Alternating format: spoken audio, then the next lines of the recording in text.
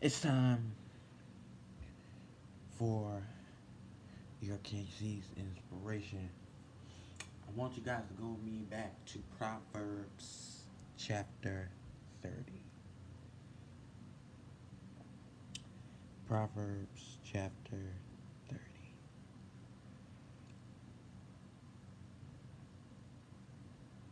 and verse 7. Proverbs 30 and the 7th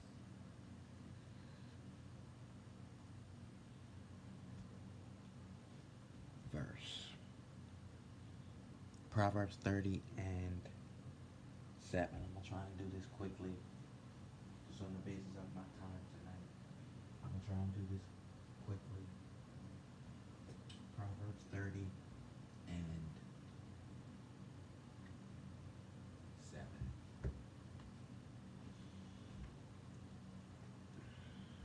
Same text we've had for the past, for yesterday twice.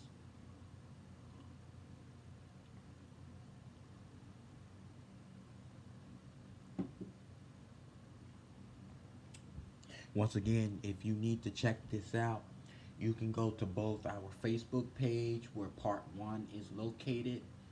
You may also come back here where part 2 is located, and you may also go to YouTube where part 2 is located, and part 3 will also be located on YouTube. Amen. Part 2 will be located on YouTube, so you don't want to miss that.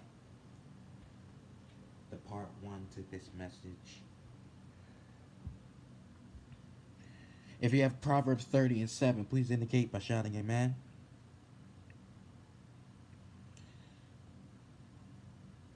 And verse 7 says, God, there are two things I'm asking you before I die. So, two things. Empty out of my heart everything that is false, every lie, every crooked thing. Verse 8 says, and give me neither undue poverty nor undue wealth.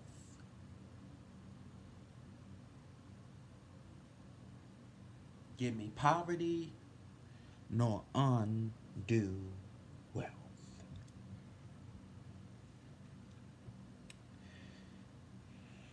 Verse 8 says, empty out of my heart everything that is false, every lie, every crooked thing, and give me neither undue poverty nor undue wealth, but rather feed my soul with the measure of prosperity that pleases you. May my satisfaction, verse 9, be found in you. Don't let me be so rich that I don't need you, or so poor that I have to resort to dishonesty. Now, do me a favor, I need you to go to Titus chapter 3. Titus chapter 3. Titus chapter 3. And when you get there, I need you to go to the 8th verse. When they get there, I need them to go to the 8th verse.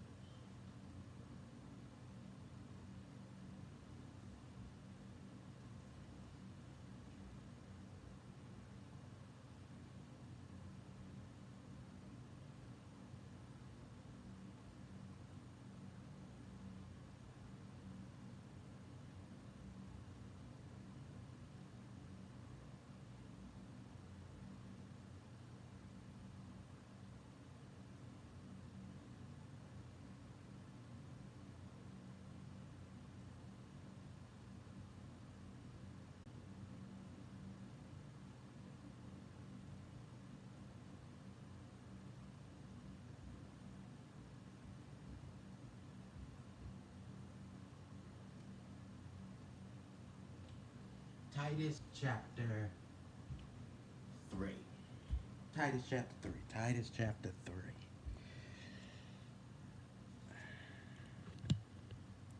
Titus chapter 3 and the 8th verse. We're going to go to the 11th verse.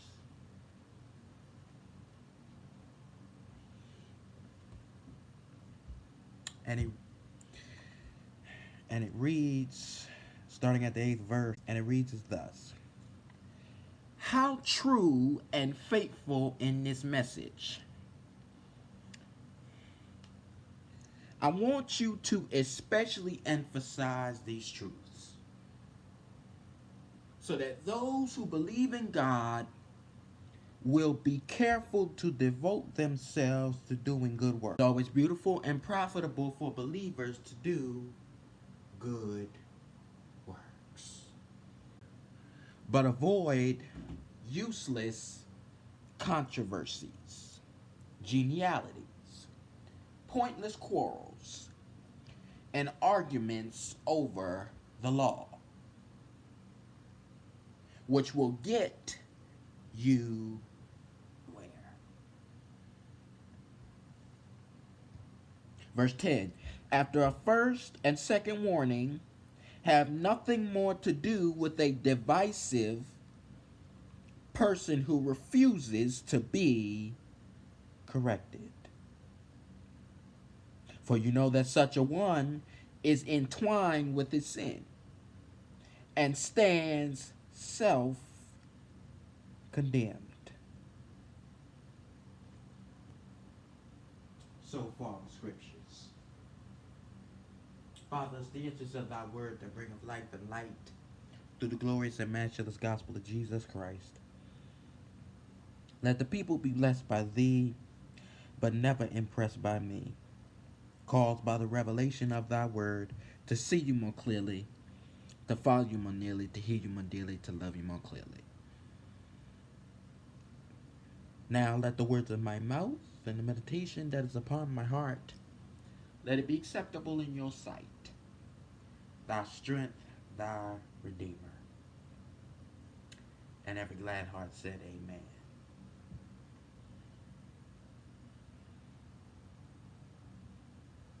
Amen. Once again, we're going to be coming from this particular title, The Prayers of Agar.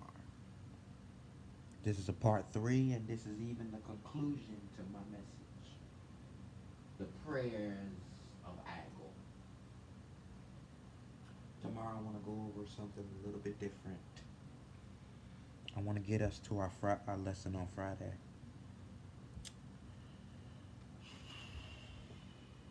Titus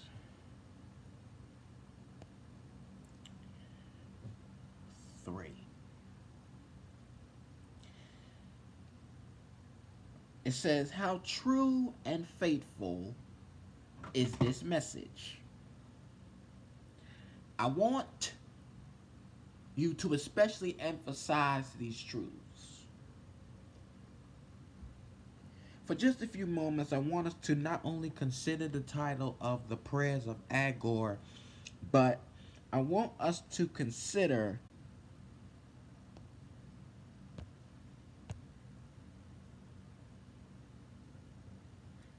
Lord, I will serve you.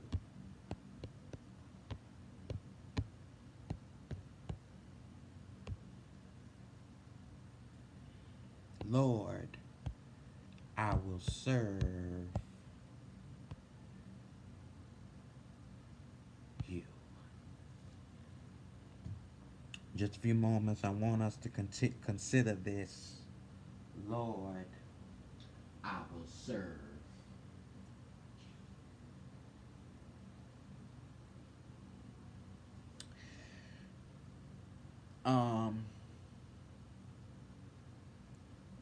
This particular part, I want us to really kind of be in the emphasis in Titus. In Paul's letter to Titus, he gives 3 warnings. He gives 3 warnings in just this book of Titus. The first one, God is saying